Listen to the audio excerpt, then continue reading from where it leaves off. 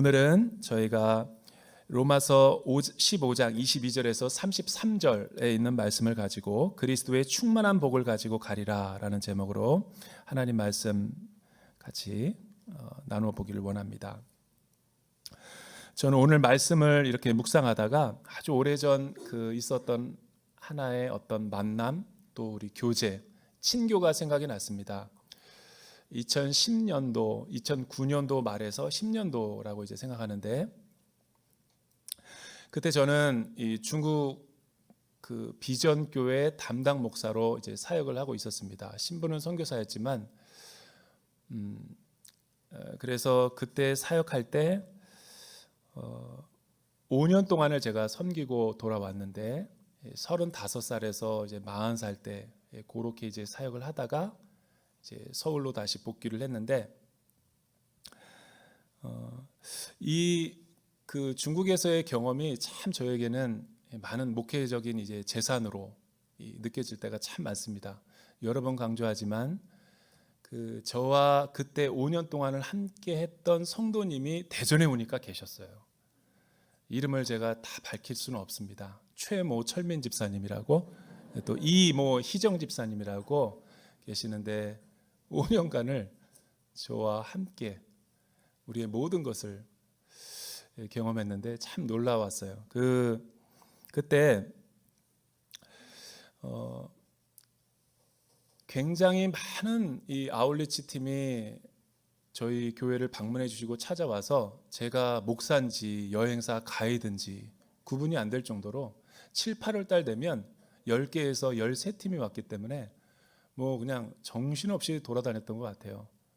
그런데 어떤 팀이 이제 연락이 왔는데, 미국에서 왔는데 다른 교회가 받아주질 않아서 이렇게 간접적으로 소문에 이제 목사님을 이렇게 추천해 주더라. 그래서 이제 저를 만났는데, 그래서 최선을 다해서, 저는 저에게 오시는 성도님이나 교회는 최선을 다해서, 내가 뭐 가진 건 없지만 그래도 잘 먹고 잘 쉬다 갈 수 있도록 해주는 편입니다. 근데 그 팀이 와서 같이 백두산도 가고, 또 여러 가지 하나님 나라의 비전도 같이 나누고, 버스 안에서 길게 있으니까 무료하지 않게 해드리기 위해서 제가 본의 아니게 또 나름대로 스토리텔링으로 뭐 엮어가지고 이렇게 나름 제가 갖고 있는 비장의 카드가 한 3-4개가 있습니다. 그래서 이런 걸 가지고 이렇게 얘기해 줬더니, 마지막 갈 때, 롱지아 공항에 갈 때 그분이 저에게 여기서 해줬던 거를, 저희 알고 보니까 이제 미국의 베델 교회라고, 베델 한인 교회라고, 거의 미국의 전체에서 5번째 이내에 드는 큰 교회였더라고요. 그러니까 목사님은 우리가 잘 아는 손인식 목사님이라고 굉장히 말씀에 기름 부심이 있는 목사님이시죠. 그 베델 한인 교회에서 저를 초대한 거예요. 그래서 미국 비행기 티켓을 주면서 교인들을 대상으로 북한 선교에 대해서 특강을 해줬으면 좋겠다. 다른 거 말고 그 버스 안에서 얘기했던 거. 그래서 참 이걸 보면서 하나님 안에서의 만남은 우연이 없구나.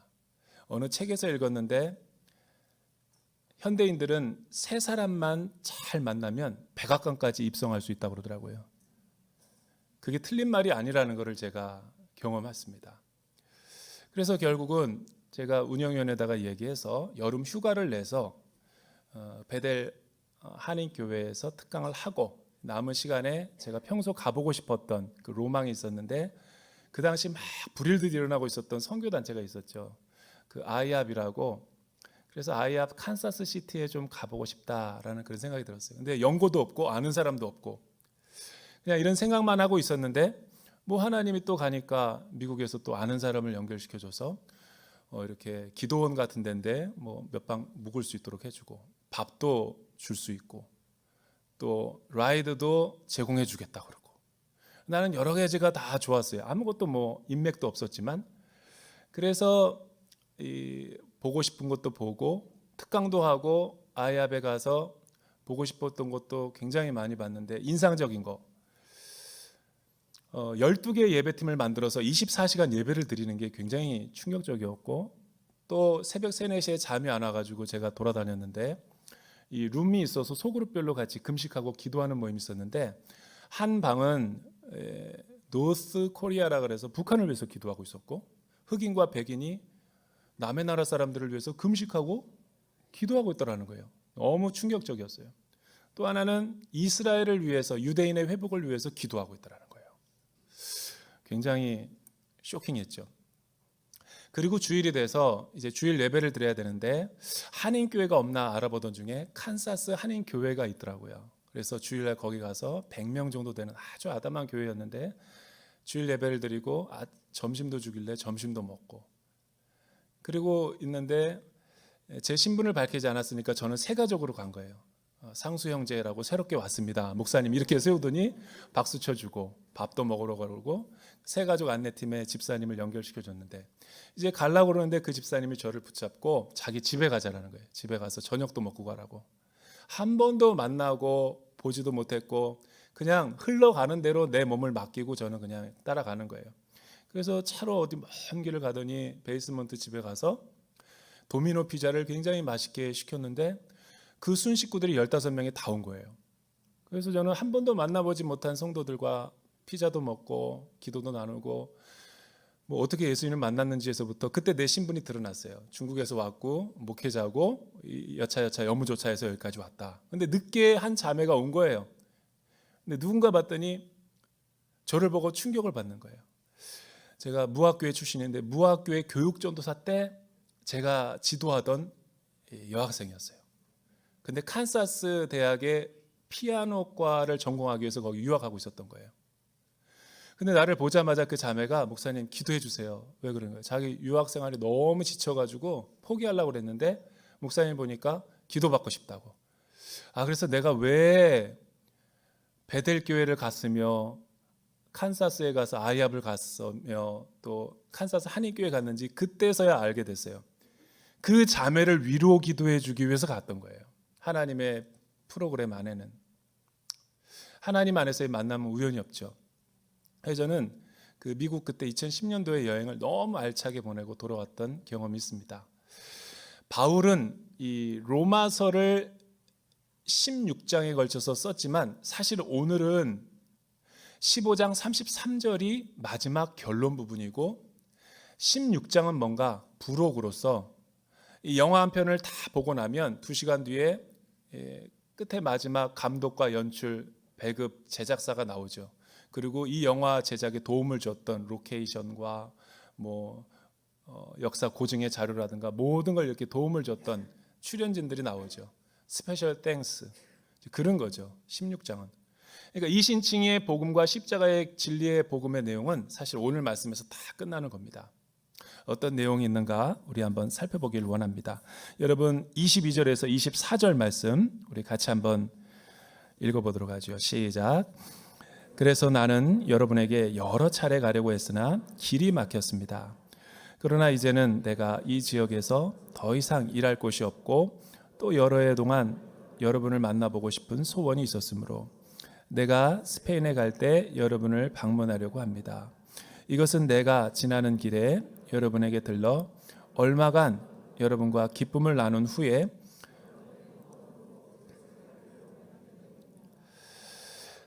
여러분 복음을 믿고 또 십자가 안에서 죄사함을 받고 하나님의 사랑을 흠뻑 경험한 사람들의 삶은 어떻게 달라져야 되는가? 하나님 안에서 우리가 이제 만나는 사람들은 어떤 우리에게 영적인 의미가 있을까? 바울은 이 부분을 해석하면서 자신이 한 번도 보지 못했던 생면부지의 로마 교회와 또 로마 교회의 성도들을 머리로 상상하면서 지금 언컨택트로 이렇게 줌으로 만나는 것과 같은 이제 그런 교제를 지금 하고 있는 거예요. 나는 로마 교회를 꼭 방문해 보고 싶다. 그 이유를 이렇게 밝히죠. 내가 지금 서 있는 이 지역 고린도를 비롯한 소아시아의 모든 헬라권 지역에는 이미 내가 이방의 사도로서 복음의 씨를 다 뿌렸기 때문에 더 이상 내가 남의 터 위에 복음을 선포할 곳이 없기 때문에 포화 상태이기 때문에 다른 곳으로 가고 싶다.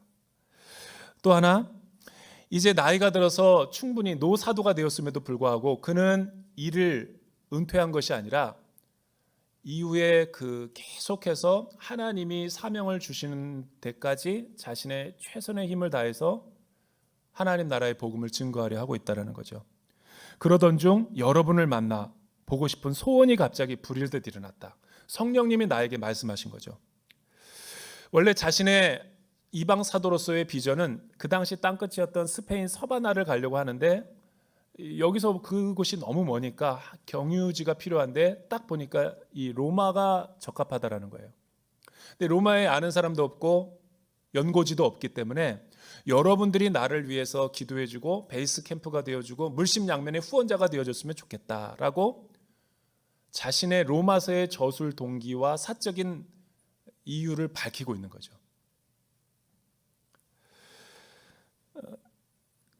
그리고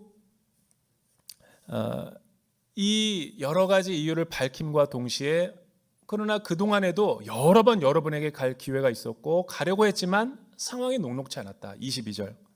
여러분에게 여러 차례 가려고 했으나 길이 막혔다. 무슨 이유 때문에 이렇게 길이 막혔을까요?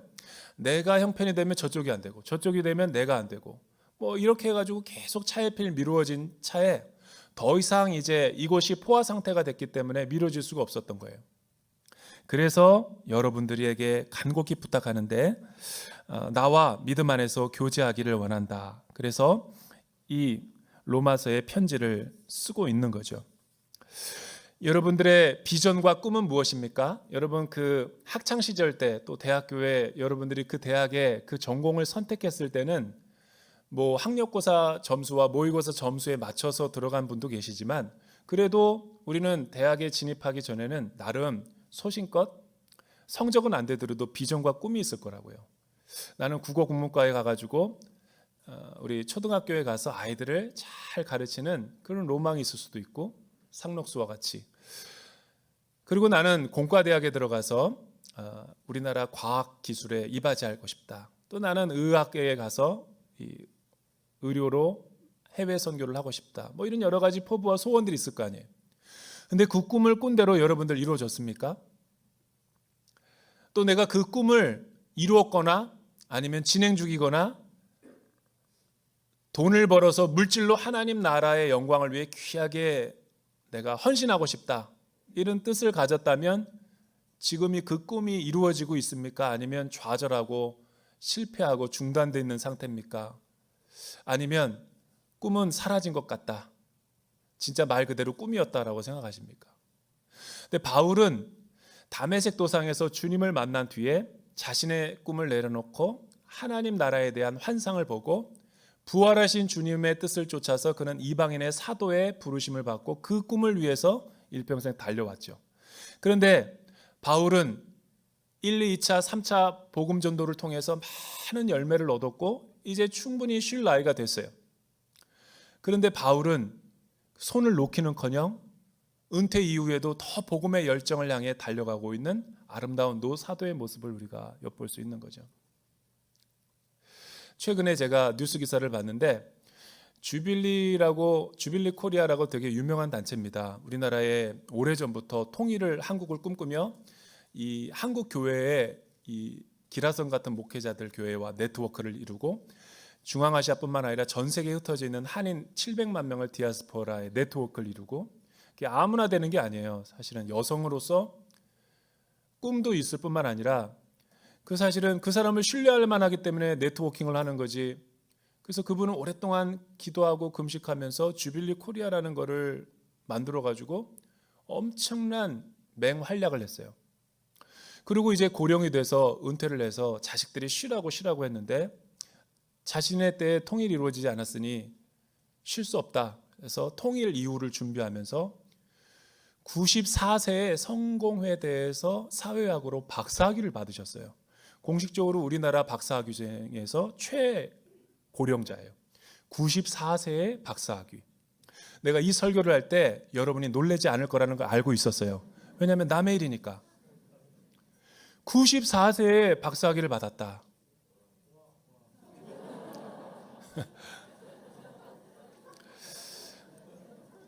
여러분, 이거는 우리가 도전을 받아야 되는 거예요.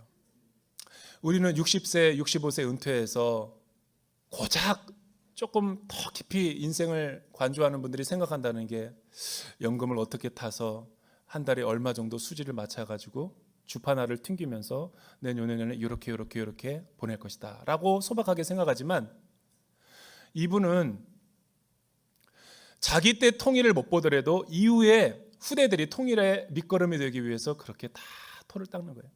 사회학도 자기랑 거리가 먼 거예요. 전공과. 일부러 그걸 택했다는 거예요. 왜냐하면 사회 통합에 많은 갈등이 있을 것이기 때문에. 여러분, 이런 분이 사도 바울과 같은 복음의 정신으로 살아가시는 분이죠.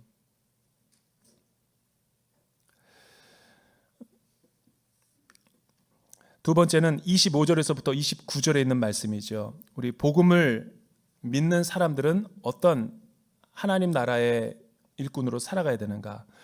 우리 25절에서 29절 큰 소리로 한번 읽어보죠. 시작. 성도를 섬기는 일로 예루살렘에 가는 길입니다. 이는 마케도냐와 아가야 사람들이 예루살렘의 가난한 성도들을 위해 기꺼이 얼마를 기부했기 때문입니다. 그들이 기쁨으로 그렇게 했지만 사실 그들은 예루살렘 성도들에게 빚진 사람들입니다. 만일 이방 사람들이 그들의 신령한 것들을 나눠 가졌으면 육신적인 것들로 그들을 섬기는 것이 마땅합니다. 그러므로 내가 이 일을 마치고 그들에게 이 열매를 확실히 전달한 후에 들렀다가 스페인으로 가려고 합니다. 내가 여러분에게 갈 때 그리스도의 충만한 복을 가지고 갈 줄을 압니다. 그런데 바울은 갑자기 화제를 전환해서 앞에서는 로마를 가야 하는 이유를 로마 교인들에게 밝히고 있고, 그게 왜 중단됐었고 힘들어졌는가, 그리고 지금 자기가 이 로마서를 쓰고 있는 이유는 무엇인가, 그리고 두 번째는 내가 지금 왜 예루살렘을 가야만 하는지 그 이유를 밝히고 있어요. 여러분, 대부분 많은 사람들은 꿈을 꾸고 몇 번 시도하다가 안 되면, 벽이 높으면 그냥 쉽게 포기하는 경향이 있습니다. 그런데 바울은, 믿음의 사람 바울은 이 복음의 열정을 어떻게 불태웠는가? 하나님이 뭔가 뜻이 있겠지라고 생각하면서 이 고린도에서 이 로마서를 로마 교회로 쓰고 있는데, 이 고린도는 지금 겨울을 지나고 있어요. 그래서 사도행전 19장 21절에 보면 과동하기로, 그러니까 겨울이 지날 때까지 내가 기다리고 있다. 왜? 지중해는 겨울에는 여행을 못해요. 폭풍과 풍랑이 엄청나게, 유라굴로 광풍 같은 것이 임해서 갈 수 없습니다. 봄이 돼서야 갈 수 있는 거예요. 그런데 바울은 그 겨울을 지나는 동안 손을 놓고 있을 수는 없잖아요. 그리고 고린도와 에베소 그 밖에 많은 지역들은 다 이미 복음의 시 사역은 끝났고, 할 수 없어서 로마 교회로 가기 전에 이 편지를 먼저 당신들에게 써서 서로 복음 안에서 교제하기를 원한다.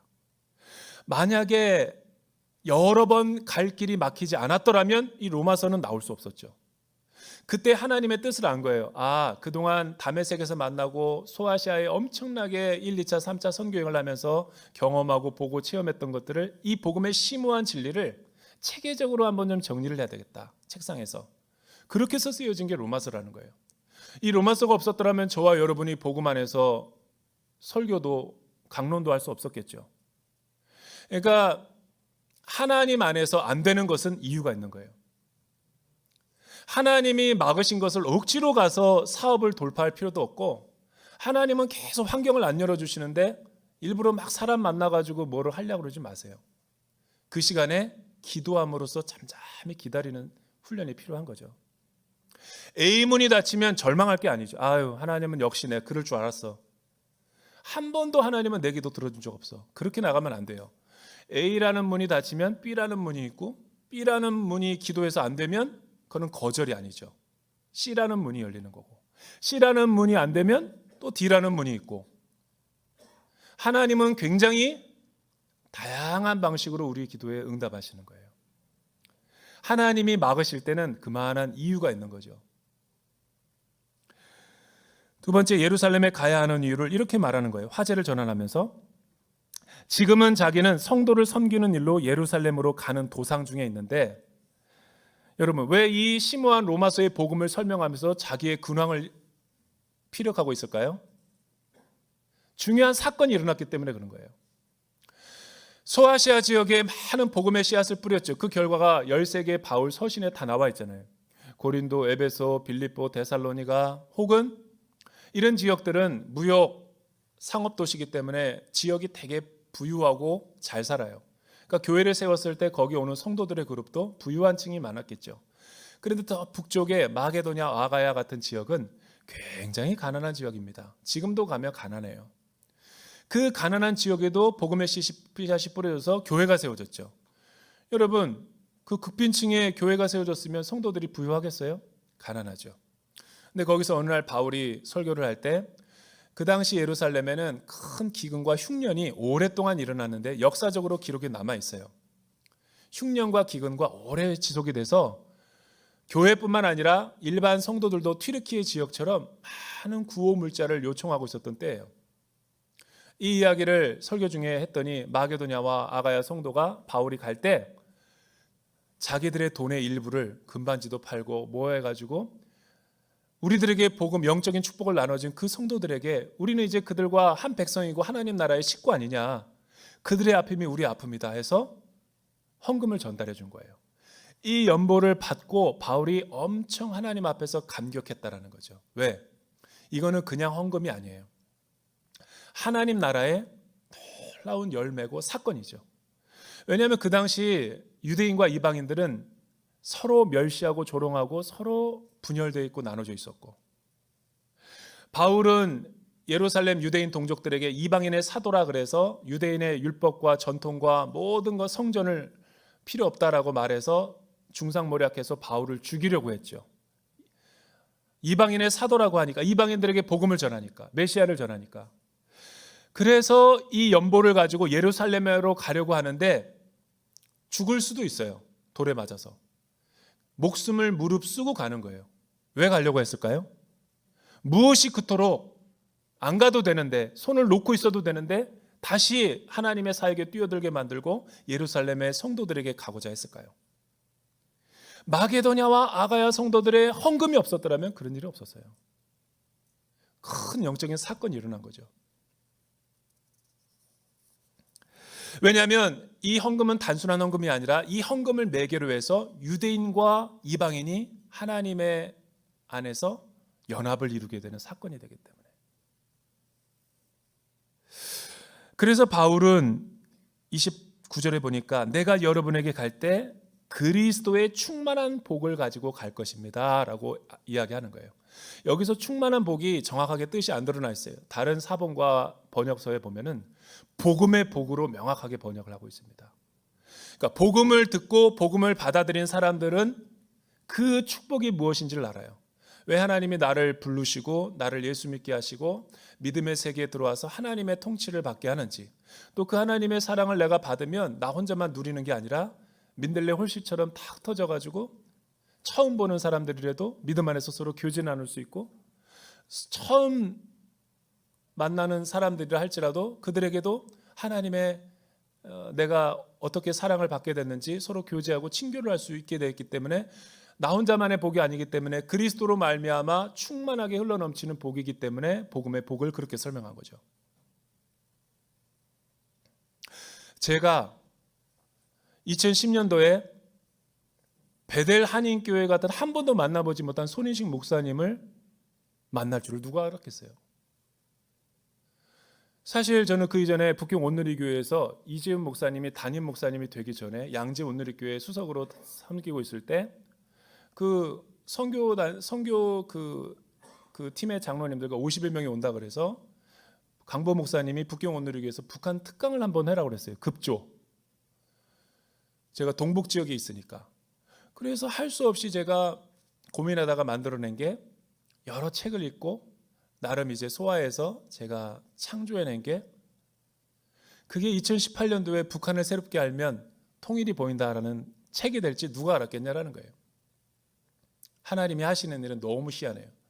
제가 2018년도 12월 2일 날 이 취임을 여기서 했을 때 박태영 목사님이 2개월 동안 은하수 아파트 비어 있었어요. 저보고 거기서 살으라고 그래가지고, 또 저희 그 아이 학교가 전입하는 문제가 있어가지고 2개월 동안 나 혼자 여기서 호라비로 있었어야 됐어요. 2개월 동안 있는데 너무 힘들더라고요. 외롭고. 그래서 그때 두 번째 책이 만들어졌어요.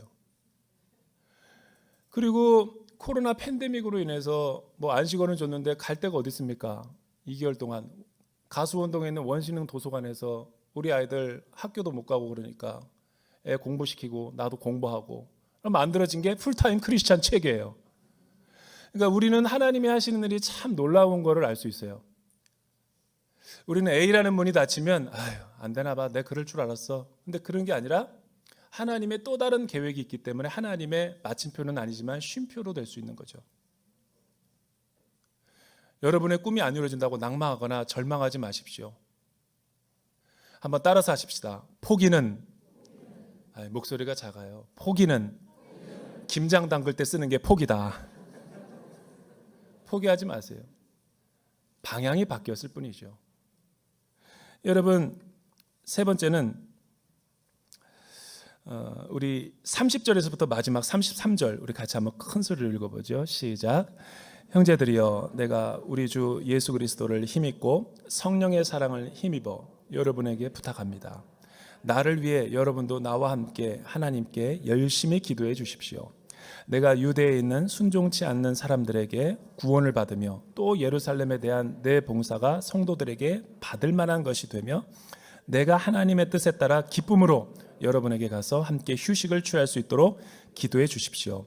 평강의 하나님께서 여러분 모두와 함께 하시기를 빕니다. 아멘.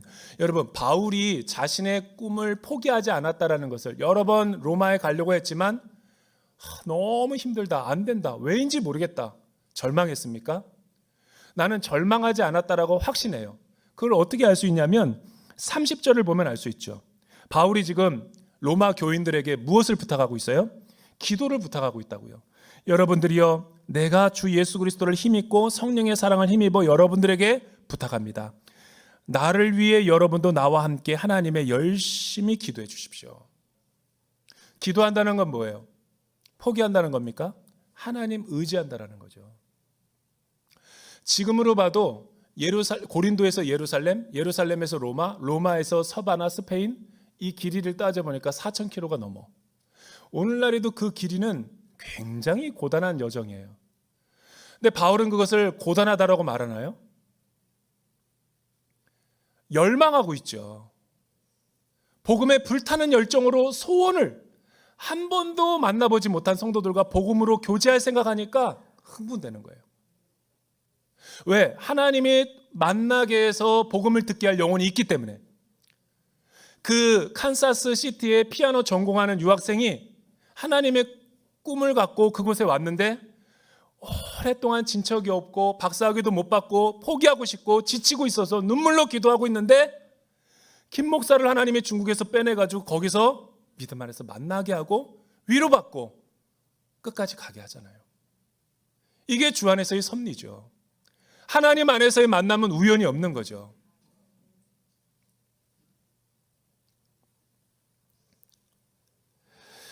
바울의 13개의 서신 보면 다 이런 중보기도가 나와 있어요. 나도 여러분들을 위해서 기도할 테니 여러분도 나를 위해서 기도해 주십시오. 세 가지를 특별히 기도하는데, 나 예루살렘으로 가다가 유대인들에게 돌맞아서 죽을 수 있습니다. 솔직히 겁이 납니다. 그걸 위해서 기도해 주십시오. 두 번째, 유대인과 이방인들의 이 연보로 인한 연합이 잘 이루어져서 하나님 앞에 영광이 되게 해 주십시오.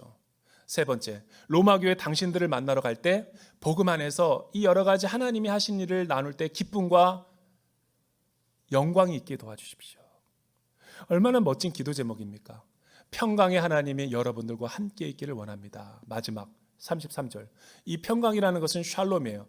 하나님 나라의 복음이죠. 하나님 나라가 통치할 때, 주되심이 이루어질 때 이루어지는 완전한 평안이죠. 로마서의 끝, 복음을 들은 사람은 어떻게 삶을 살아야 된다는 거예요. 일상이 선교지고 만나는 사람들이 복음의 대상자인 거예요. 그러니까 예수 믿은 사람들은 베델교회를 가든 아이압을 가든 칸사스 한인교회를 가든 낯설지가 않아요. 내 혈육보다도 더 친밀하고 친근하고 뭐 어떻게 주님 만났어요? 이야기 풀어놓다 보면 이야기 보따리가 그냥 막 주렁주렁 열려요. 그런 거 안 경험하세요? 오히려 형제들이야 가끔 명절 때 만나고. 그러니까 순모임과 다락방 모임을 굉장히 소중히 여기셔야 돼요. 주일날 예배라는 것은 뭡니까? 하나님과 나와의 인격적인 만남이죠. 이 예배에 성공하는 사람이 인생에 성공하는 거예요.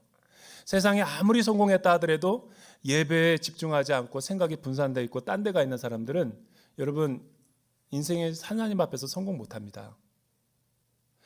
지금 코로나가 다 종식이 되고 팬데믹이 엔데믹이 됐다 그래요. 한국 교회는 이런 캐치프레이즈를 겁니다. 회복을 넘어 부흥으로 가자. 근데 회복을 넘어서 부흥으로 가는 길목이 뭐예요? 온누리교회에 적용하자면 여러분 다시 우리가 이신칭의 복음의 정신을 회복해야 돼요. 이신칭의 복음 십자가의 능력은 뭐예요? 나만 사랑하고 나만 구원하는 데 머물러 있는 것이 아니라 복음을 받은 나가 하나님 나라의 전령사가 돼서 가는 곳마다 주의 복음을 들불처럼 퍼뜨리는 거죠. 3년 동안 선교가 많이 제한돼 있어서 우리가 선교를 제대로 할 수 없었어요. 그러나 2023년도는 상황이 달라요. 2023년 이천선교본부에서 선교에 대한 가이드가 잘 나왔고 이제 각 다락방과 공동체와 사역 팀별로 전 부서가 저는 다 국내 한 곳, 해외 한 곳 그 이상 아울리치를 가야 돼요. 근데 가려면 즉흥적으로 한다고 준비되는 게 아니에요. 여러분 지금부터 준비해야 되죠. 우리랑 협력하고 있는 선교사님 빨리 알아보고 우리가 파송한 선교사님들 전화 연락해서 필요한 것이 뭔지 선교지 상황을 엿보고 기도하고 티켓팅도 미리 발매해서 블록을 잡아놓고 가격을 다운시키고 이렇게 해서 공동체가 선교의 역동성을 다시 한번 회복해야 돼요. 요즘 현대의 트렌드는 순위 전체로 가는 게 유행이에요. 남편만 가면 아내만 가는 게 아니라 가족끼리 다 가는 게 유행이라고요. 그렇게 해야지 엄마 아빠가 무슨 일을 하는가 시청각 교육을 할 수도 있는 거고 갔다 와서 아울리치 갔다 온 사람과 안 갔다 온 사람의 순모임은 질적으로 차이가 많아요. 갔다 온 사람들은 1년 내내 거기서 있었던 일을 나누는데 갔다 오지 않은 사람은 그냥 자기 과거에 어떻게 살았는지 인생의 레파토리만 똑같은 레파토리만 그냥 나누는 질이 다르는 거죠. 아직도 우리 온누리교회 세종교육관에는 아울리치를 한 번도 태어나서 가보지 않은 사람들이 있어요. 이런 거는 마치 초등학교 못 나온 것 같은 창피한 시대가 올 거예요. 초등학교 못 배운 사람 얼마나 부끄럽습니까? 그런 온누리교회는 그런 교회예요. 올해는 뭐 나이가 많다 제한하지 마시고 하나님이 여러분의 삶을 주관할 수 있도록 먼저 하나님 앞에 드리세요. 제 정도 나는 지금까지 돈 없어서 아울리치 못 간 사람 한 번도 못 봤어요. 마음이 없는 거죠. 마음을 쏟아 놓는 거예요 먼저. 그리고 나머지 스케줄은 모두가 다 조종하는 거죠. 우리 그냥 아울리치의 올해는 모든 걸 올인해서 영적인 대부흥을 경험할 수 있기를 주님의 이름으로 축복합니다. 기도하겠습니다. 살아계신 하나님 아버지, 예수 믿고 구원하신 이유가 복음 안에서 예수 믿고 난 뒤에 내가 앞으로 만나는 모든 사람들, 일상과 생업과 주님이 나를 이 땅 가운데 사명 주셔서 살아가게 하는 동안 나를 통하여 이루실 하나님의 나라의 꿈을 보게 하여 주시옵소서.